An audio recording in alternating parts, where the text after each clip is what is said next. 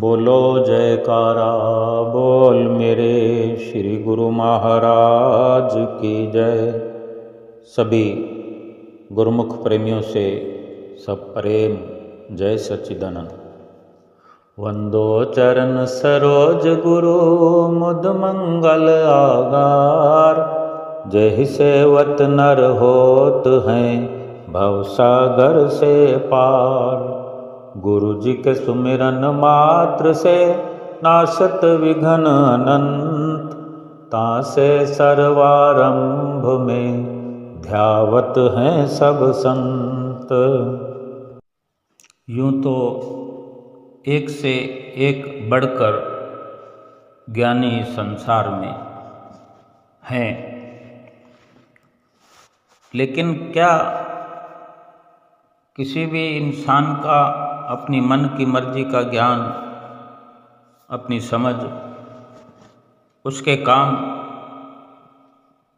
आ रहा है, उसकी समझ उसके काम आ रही है,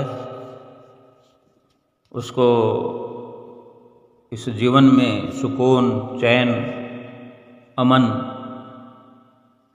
इस जिंदगी का मिल पा रहा है? किसी से भी पूछें, किसी के लिए भी अगर ये सवाल संतों महापुरुषों की ओर से हो कि भाई जब से इस दुनिया में आए हो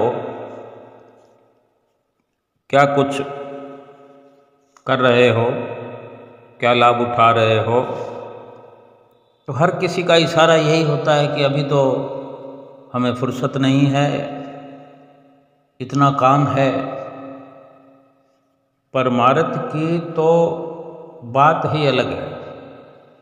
केवल संसार का सांसारिक सुख भी प्राप्त नहीं कर रहे, झूठा सुख जो महापुरुष चेतावनियां दे करके समझाते हैं कि ये झूठा सुख है, ये सच्चा सुख है, ये शरीर का है, ये आत्मा का है, ये यहाँ रह जाने वाला है, ये साथ जाने वाला है। लेकिन अगर निर्णय पर आते हैं तो परलोक की तो बात छोड़ो, भक्ति की बात छोड़ो, माया में भी सफलता प्राप्त नहीं कर रहे हैं।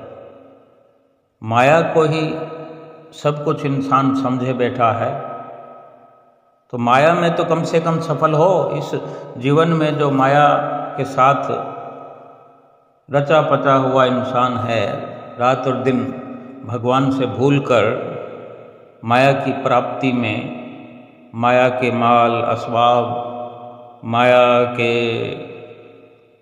जितने भी आडंबर हैं, मायावी ज्ञान, इन सब में पारंगत हो करके उसका लाभ दिखाई तो देना चाहिए।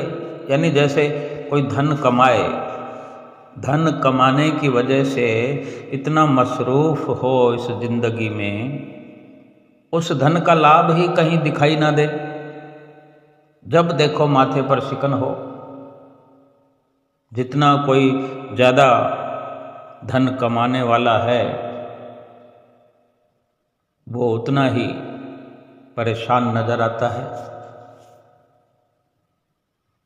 झूठा सुख ही सही, झूठा मान सम्मान ही सही, उसमें भी सफलता प्राप्त नहीं हो रही इंसान को। यानी और प्राप्त करने की जो लगन लगी हुई है, कभी किसी वक्त अपने आप को संतुष्ट होने ही नहीं देता, और ऐसा करते करते ही मृत्यु सर पर आ जाती है। पैसा इंसान इसलिए कमाता है, रिश्ते नाते इसलिए बनाता है, घर परिवार इसलिए बनाता है कि सुकून की जिंदगी जी सके। परिवार बनाता है, ब्याह शादी करता है इसलिए कि उसे लगता है कि वो ऐसा करने से सुखी होगा, संतुष्ट हो जाएगा। धन भी कमाता है तो इसलिए कि वो सुख पाएगा। लेकिन वो उसी धुन में ऐसा लगा रहता है कि फिर न सुख मिलता है न सुकून मिलता है। एक वक्त ऐसा आ जाता है कि मृत्यु खड़ी सामने नजर आती है, फिर उसे होश आता है कि अरे आज तक तो मैं लगा रहा हूँ, जिस हेत जिस कारण मैं लगा रहा, मैं सुख पाना तो भूल गया, सुकून की प्राप्ति करना ही भूल गया। एक दृष्टांत है, एक सेठ जी थे जो दिन रात अपना काम धंधे में लगे रहते, अपने काम धंधे को बढ़ाने में लगे रहते।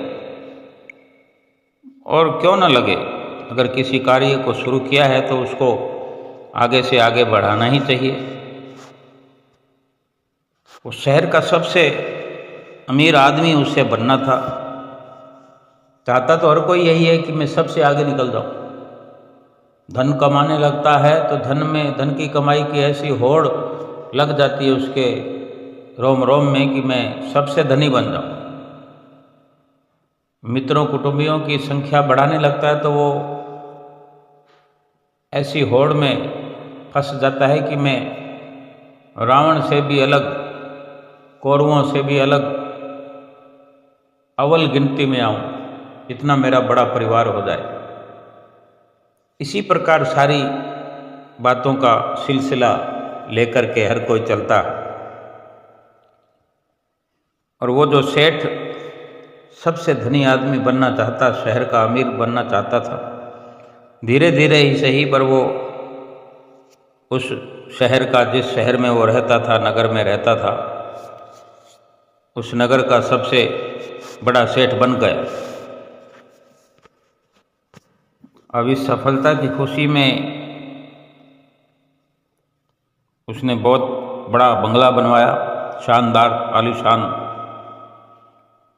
और मुहूर्त बंगले का करना था उसे, तो क्योंकि मुहूर्त करके हर कोई प्रवेश करता है, तो मुहूर्त वाले दिन जो कि बहुत बढ़िया बड़ी पार्टी का आयोजन किया गया।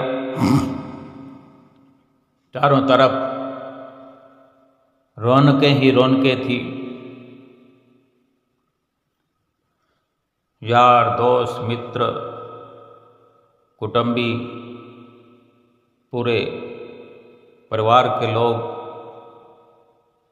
और कुछ नए भी ऐसे निमंत्रण देकर के, कई बार हम पहली बार भी बहुत लोगों को आमंत्रित करते हैं, ऐसे आयोजनों पर ही संख्या बढ़ाई जाती है। तो बहुत भीड़ लगी हुई थी और सारा कार्य बड़े हर्षोल्लास से संपन्न हुआ। और जब सारे मेहमान खा पी कर चले गए तो सेठ जी भी अपने कमरे में आराम करने के ख्याल से, सोने के ख्याल से, क्योंकि थक करके चूर हो गए थे, अपने कमरे में गए और जैसे ही बिस्तर पर लेटे, एक आवाज़ उनके कानों में पड़ी, सेठ जी के।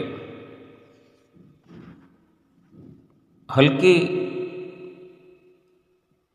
आंख लगने ही लगी थी और ये आवाज़ उन्हें जो सुनाई थी, तो वो सुन रहे हैं कि आवाज़ आ रही है कि मैं तुम्हारी आत्मा हूँ और अब मैं तुम्हारा शरीर छोड़कर जा रही। बस ये सुनना था कि सेठ जी घबराकर उठ बैठे और बोले, अरे तुम ऐसा नहीं कर सकती, तुम्हारे बिना तो मैं मर ही जाऊंगा। देखो, मैंने कई वर्षों के तन तोड़ परिश्रम के बाद अपने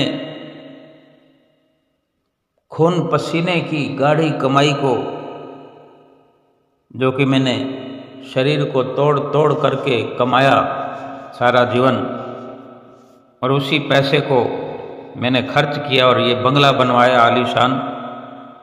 अभी तो इसमें एक रात भी नहीं गुजारी है,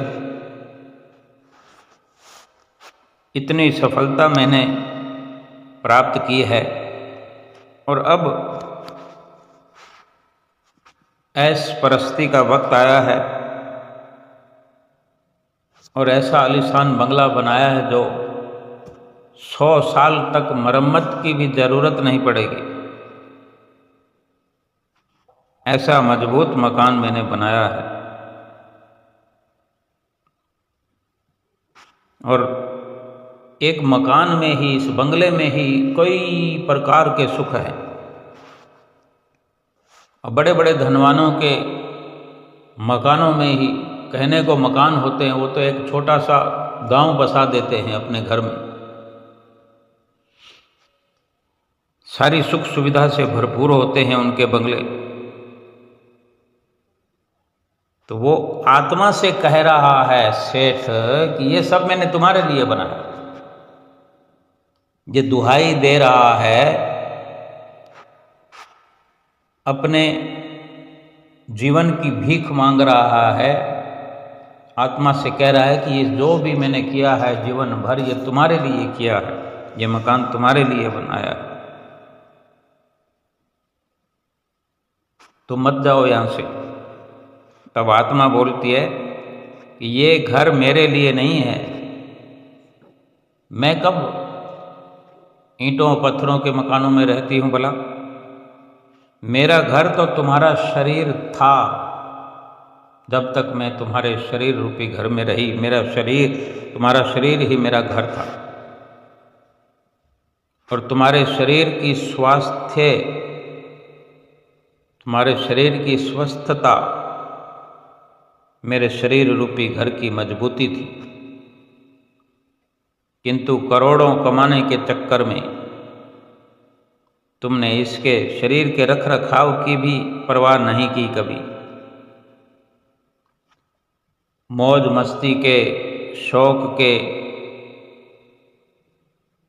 जैसे हर प्रकार के शौक के सामान घर में हम ले आते हैं, लेकिन उसको यूज करने का समय नहीं होता।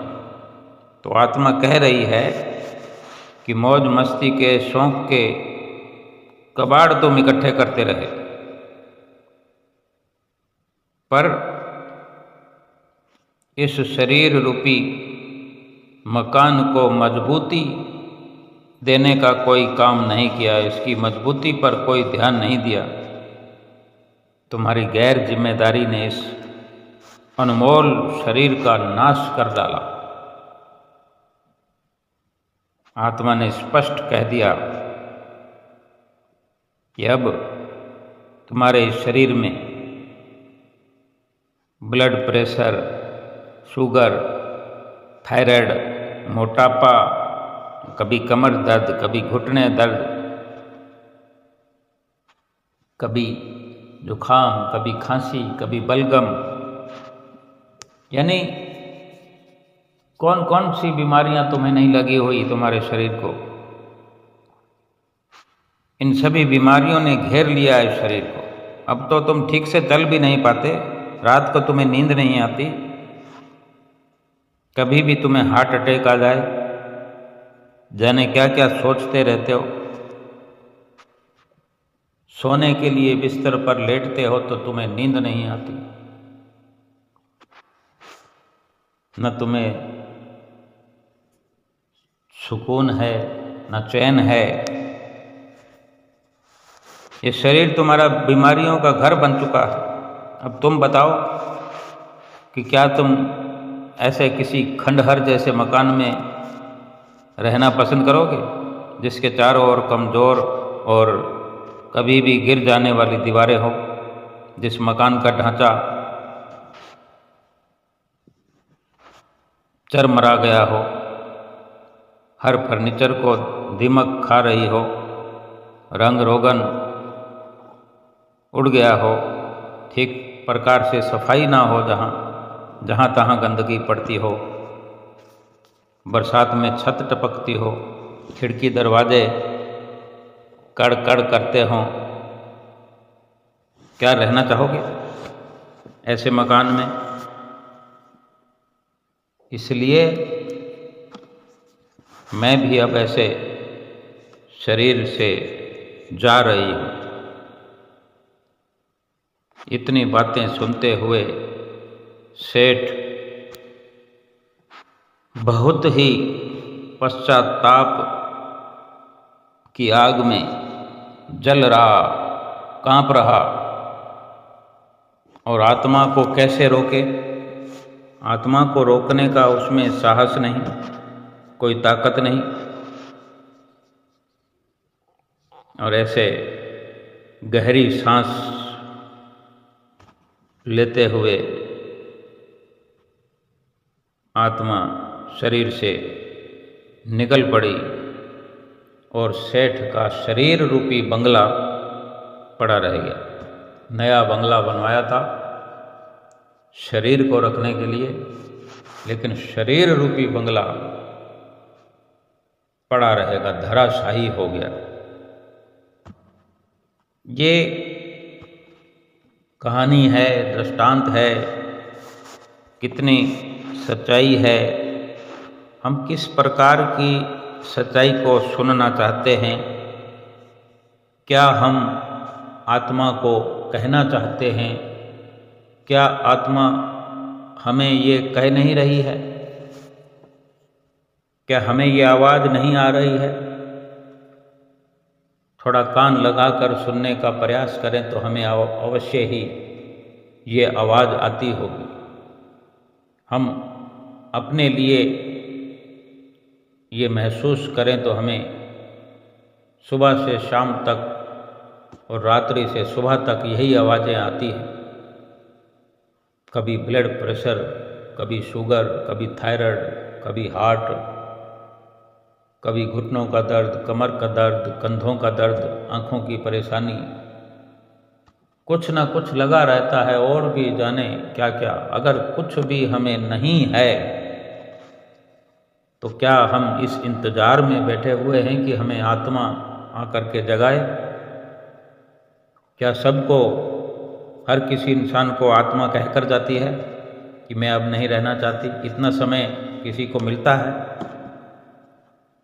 आत्मा बेशक नहीं किसी को आवाज़ देकर जाती, लेकिन परमात्मा तो सतगुरु के रूप में हमें मिले हैं। हमें जो सतगुरु की शरण मिली है, क्या कभी उनकी ओर से नागा हुआ है कि उन्हें हमें ना समझाया हो कि मृत्यु आने वाली है? कभी ऐसा दिन, कोई सुबह, कोई शाम ऐसी आई हो जिसमें हमें सतगुरु ने हमें आगाह ना किया हो? और हम क्या कर रहे हैं? हम अपने आप को कितना समझदार कहते हैं, ज्ञानी कहते हैं, लेकिन हमें अगर गिड़गिड़ाना पड़ेगा, आत्मा को रोकना पड़ेगा, तो क्या रोक पाएंगे? अगर आज हम संतों महापुरुषों की बात को सुन लें, सुनना तो वही होता है जो सुन करके, समझ करके अमल कर ले। सुनने को सारा संसार सुनता है, ज्ञानी होने को तो सारा संसार ज्ञानी है, लेकिन फिर रोना क्यों है? हम शरीर को केवल शमशान में पहुंचाने तक का ही कार्य करने में लगे हुए हैं, शरीर से और कोई काम नहीं लेना। अगर कोई शहर का सबसे अमीर बनना चाहता है, कोई गली का धनवान बनना चाहता है, कोई ऊंची महल माड़ी वाला बनना चाहता है, कोई ताकतवर बनना चाहता है, कुछ भी करके, चाहे कोई गरीबी में ही पच पच के जी रहा है, यूं तो सभी शमशान की ओर ही तो अपने शरीर को धकेल रहे हैं। अथक प्रयास, तन तोड़ परिश्रम जो हर इंसान इस दुनिया का कर रहा है, शरीर तो उसमें समाप्ति हो रहा है, नाश हो रहा है इस शरीर रूपी मकान का, शरीर रूपी बंगले का। चाहे कोई देसी घी खा रहा हो, चाहे फल फ्रूट खा रहा हो, दूध मलाइयाँ खा रहा हो, या सूखी रोटी खा रहा हो, तन पर रेशमी वस्त्र हों, सोने के लिए मखमली गद्दे हों,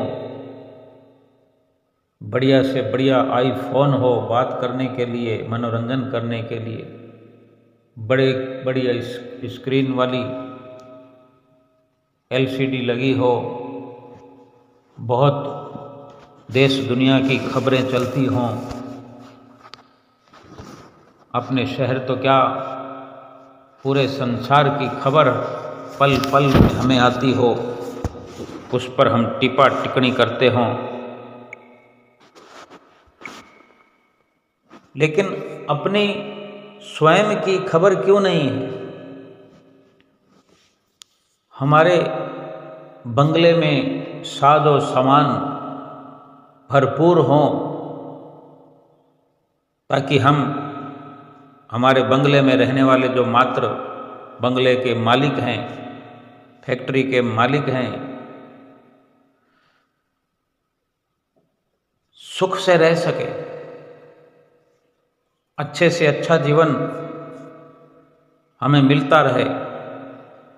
लेकिन हमारा शरीर रूपी जो बंगला है, इस शरीर रूपी बंगले के लिए हमें क्यों नहीं चिंता है? हम जो रहने के लिए बंगला बनाते हैं, बनाया है या बनाने जा रहे हैं या बन रहा है, 1 है, 2 है, 4 है, चाहे कितने हैं, अनेक बंगले हों, महल माड़ियाँ हों, उसकी हम समझ सकते हैं कि म्याद हम फिक्स कर भी लें कि हमने इसको इतना मजबूत बनाया है। हम जिस घर में रहते हैं वहाँ मरम्मत की ज़रूरत 100 साल तक ना पड़े, उसकी नींव इतनी मजबूत रखी हो,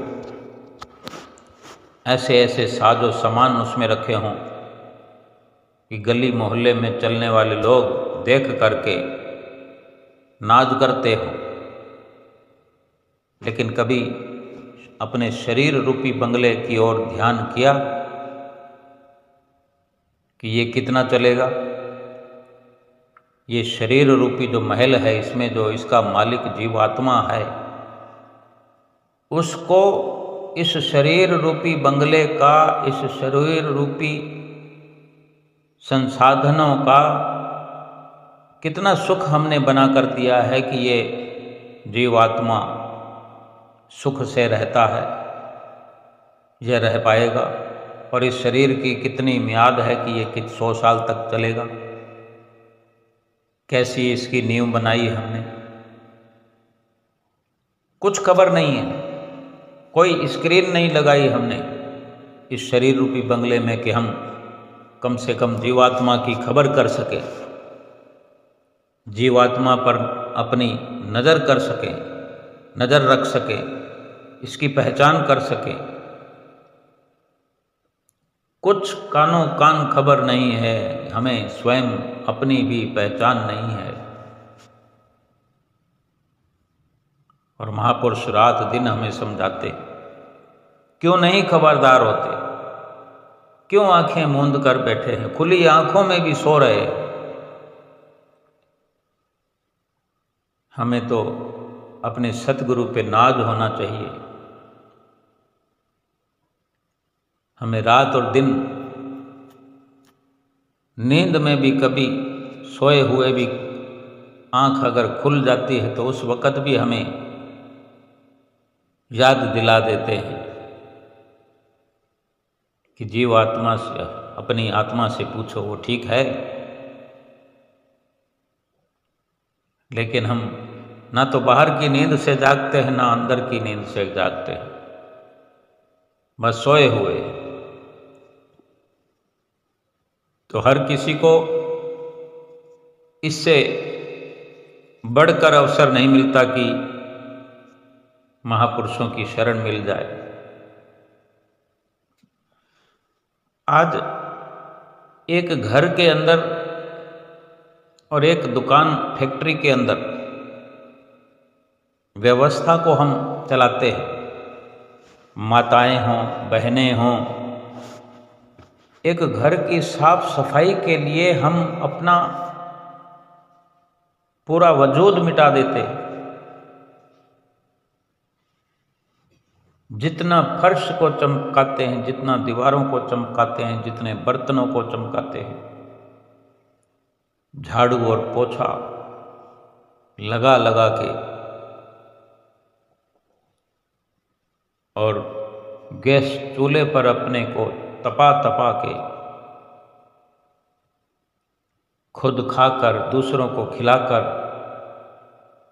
सबकी नौकरियां करके अपने ही वजूद को मिटा देते हैं, सर्वनाश कर देते हैं, कर रहे हैं। आद से नहीं जुगाद से ये सिलसिला चलता चला आ रहा है। भगवान श्री राम आए तो उन्होंने मुहिम चलाई, एक अभियान चलाया सुखी होने का, खुशियां प्राप्त करने का। पल पल करके संदेश दिया कि मुझे क्या अच्छा लगता है,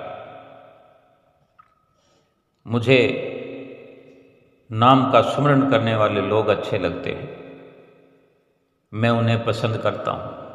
ऐसा ही भगवान श्री कृष्ण ने कहा कि सारे आश्रय छोड़ करके अगर कोई मेरा नाम भजता है, मुझे याद करता है, तो मैं हर प्रकार के भय से उसे, चाहे वो इस लोक का हो या परलोक का हो, शरीर का दुख हो चाहे आत्मा का हो, सभी दुखों से मैं मुक्त कर देता हूँ। आज इस घोर अंधकार में, घोर कलयुग में वही श्री राम, वही श्री कृष्ण सतगुरु के रूप में हमें मिल गए हैं। बड़े भागों से, बड़ी किस्मत से हम गाया करते हैं, सतगुरु मिल गए किस्मत नाल, असां तां हो गए माला माल। फिर ये क्या कहने के लिए, कहने मात्र के लिए ही हम शब्द बोला करते हैं या सुनने मात्र के लिए ही ये शब्द हो जाता है? हम ताली बजा बजा कर गाते हैं, नाचते भी हैं, आत्मा तक इसका असर होने ही नहीं देते हम।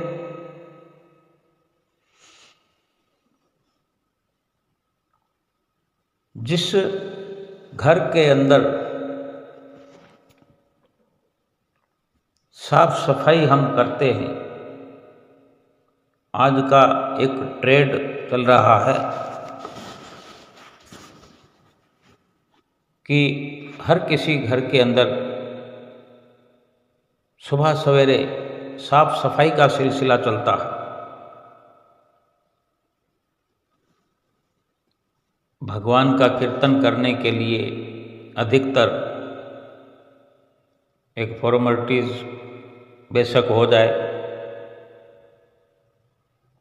लेकिन संसारिक कार्यों का महत्व होता है।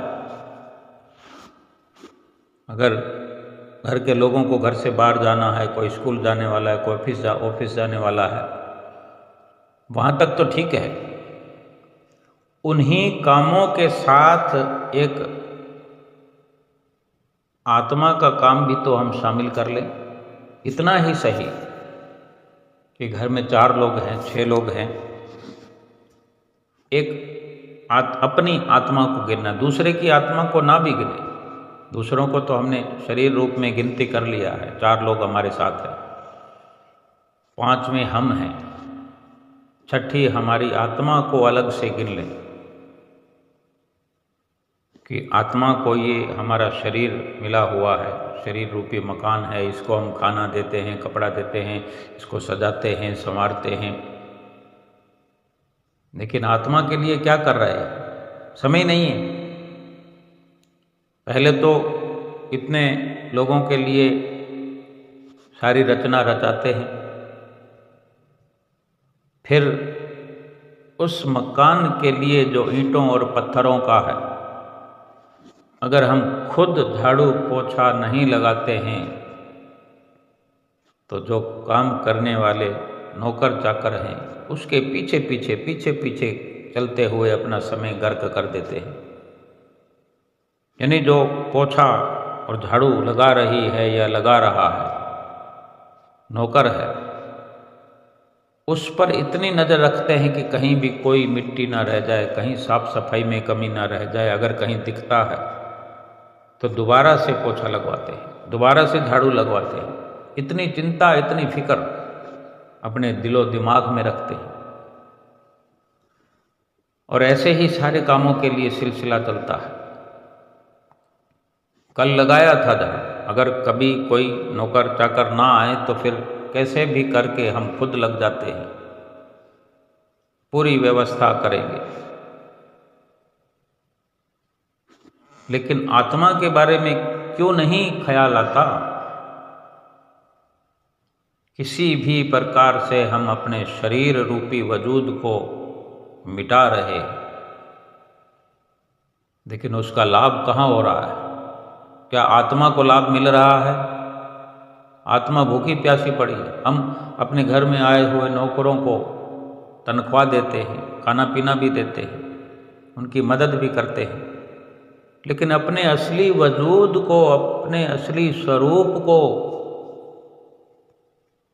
जो भूखों मर रही है आत्मा, जो सर्दी से ठिठुर रही है आत्मा और तकलीफों से जारो जार रो रही है आत्मा, क्योंकि उसे जो दुख मिलने वाला है, जो वक्त आने वाला है, हमारे ही कृत्यों से, हमारे इस शरीर से जो हम कृत्य कर रहे हैं और जो नज़रअंदाजी हमसे हो रही है आत्मा की, हमने जो आत्मा को नज़रअंदाज किया है, अपने असली स्वरूप को जो हम भुलाए बैठे हैं। ना कभी आँखों से कुछ दिखाई देता है, ना कानों से कुछ सुनाई देता है, ना कोई खुशबू सूंघने में ही कुछ हमें ना समझ आती है, किसी प्रकार से कोई इल्म नहीं है,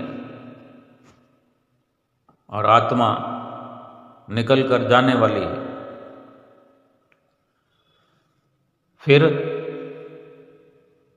फिर सोचो कि वो घड़ी आ गई है, वो घड़ी तो आने ही वाली है। एक बार समझ लो कि वो घड़ी आ गई है, तो सोचो क्या होगा।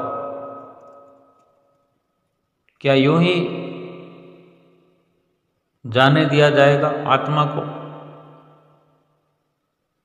लेकिन अगर उसने पूछ लिया, कुछ कह दिया, आत्मा ने कुछ संदेश दे दिया, भी तुमने कुछ किया नहीं जीवन भर, फिर क्या अपना लेखा जोखा दिखाएगा ये इंसान? यही दिखाएगा कि मैंने बंगला बनाया था, ऐसा मजबूत बंगला बनाया है, पूरा सीमेंटेड है, बहुत बढ़िया बढ़िया इसमें कारीगरी है, कलाकारी है, मीनाकारी है, बहुत बैंक बैलेंस बनाया था जीवन भर, बहुत अच्छे से अच्छा फर्नीचर लगाया था। अब तो तुम नहीं जा सकती। क्या आत्मा हमारी बात मानेगी? लेकिन एक सवाल हम अपने आप से पूछ सकते हैं कि यहाँ आए किस लिए थे? इस जीवन में क्या लेने के लिए आए थे? ये बंगले बनाने के लिए आए थे? किसने कहा था? किसके लिए बनाया? जिस शरीर के लिए हमने यहाँ बंगला बनाया, फैक्ट्री बनाई, दुकान बनाई, जिस दुकान को इंसान चलाता है, जिस फैक्ट्री को चलाता है, कितना उसका मापदंड अपने दिलो दिमाग में सजा कर रखता है। रात को सोते सोते वो भी हिसाब लगाता है, कौन सा माल आने वाला है, कौन सा माल जाने वाला है या जा चुका है, कितना पेमेंट देना है, कितना पेमेंट आना है। वो कभी कैलकुलेटर सोए सोए ही मोबाइल उठाकर हिसाब लगाने लगता है।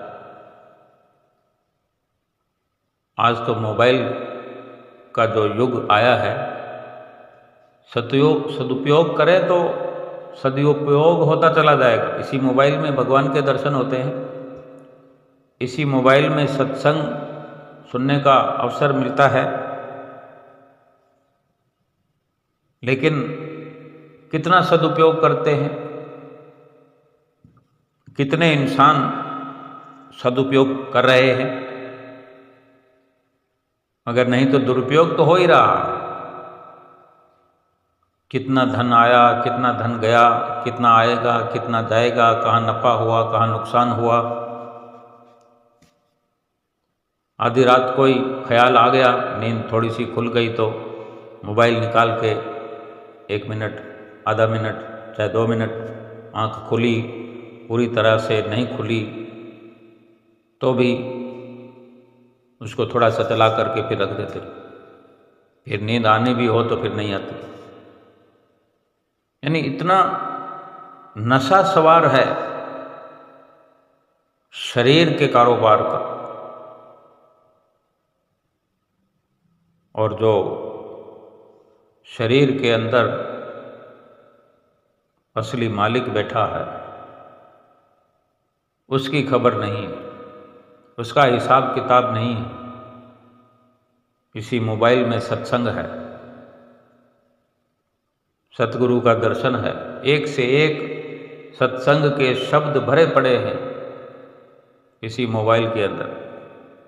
वो इसलिए है कि रात और दिन इसी मोबाइल से सत्संग सुना जाए या दर्शन किए जाए। नहीं, ये कभी राह चलते या कभी एकांत में बैठे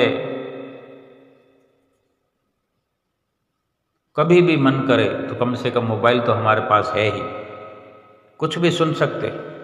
हमारे श्री दरबार का, श्री आनंदपुर धाम का, श्री प्रयाग धाम का ऐप है, उसमें रोज डेली 2 सत्संग आते हैं। रोज के रोज श्री गुरु महाराज जी विराजमान सिंहासन पर होते हैं श्री दर्शन हाल में, और सुबह सुबह श्री आरती मंदिर में विराजमान होते हैं। श्री आरती के बाद सत्संग होता है, 7-8 मिनट का, 6 मिनट का, कभी 10 मिनट का सत्संग होता है श्री आरती मंदिर में। शाम को दर्शन हाल में 10 मिनट का, 12 मिनट का, कभी 15 मिनट का सत्संग होता है। ये 2 सत्संग रोज होते हैं।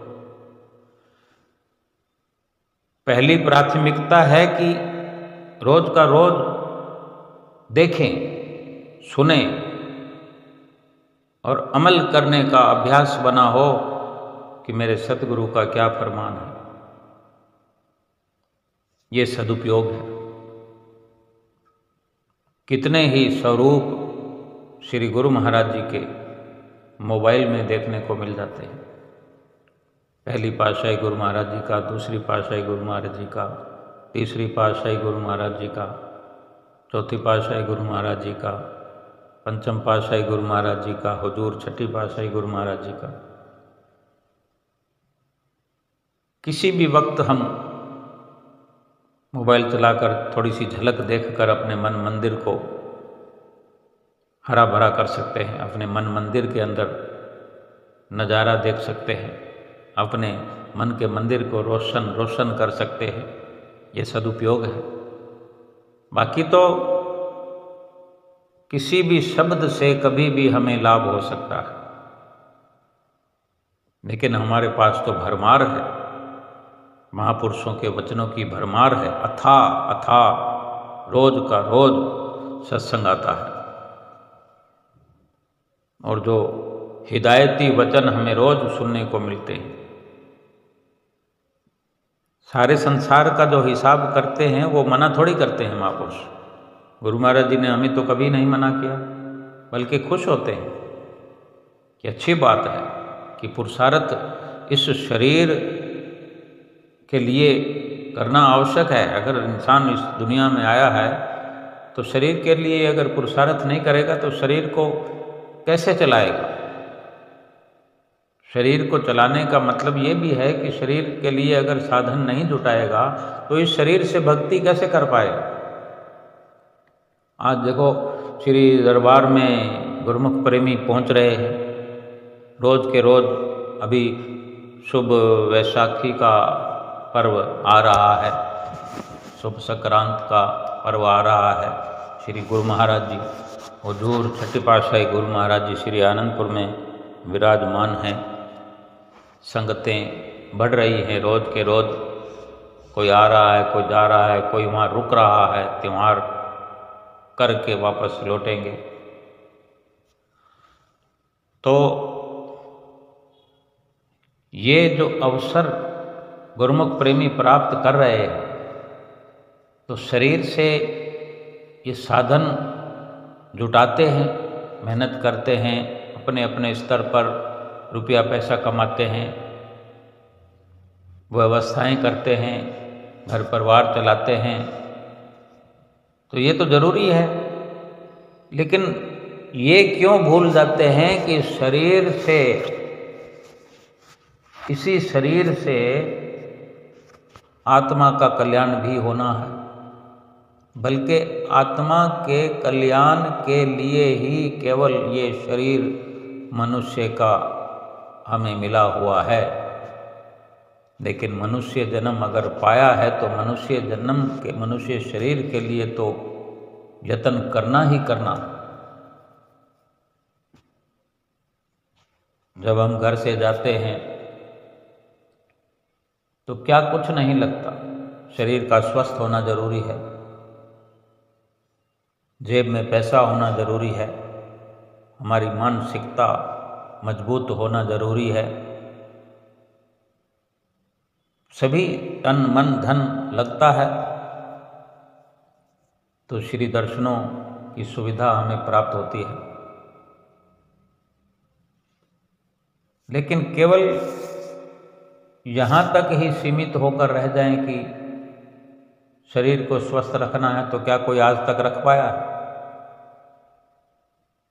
शरीर को स्वस्थ इसलिए रखना है कि स्वस्थ शरीर से 5 नियमों की पालना बेहतर से बेहतर कर सके।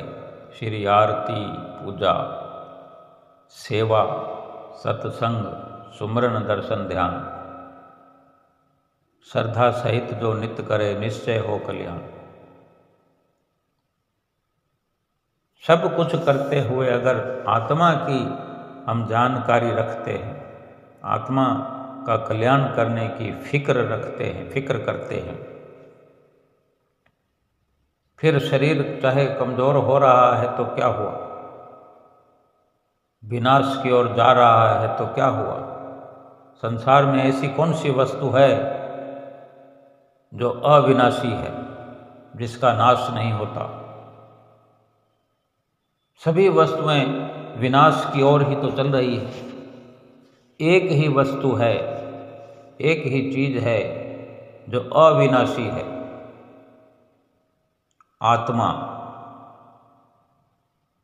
जो कि अविनाशी है। और ये शरीर तो विनाश की ओर पल पल करके बढ़ रहा है। अब ये कितना गैर जिम्मेदाराना हमारा रवैया हो रहा है कि अगर हम शरीर की फिक्र करें, शरीर के लिए संसाधन बनाएं, शरीर को विनाश की ओर ले जाएं, और जीवात्मा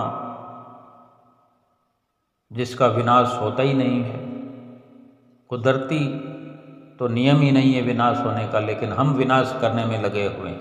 शरीर का जो केवल विनाश हम करते हैं तो साथ में आत्मा का भी विनाश करने का हम पूरा प्रयास करते हैं।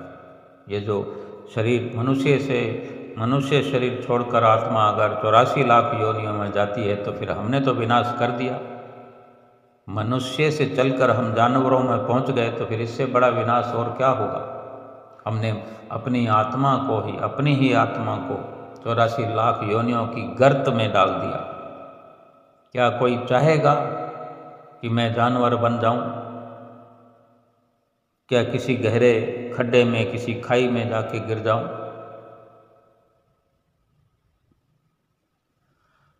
जितनी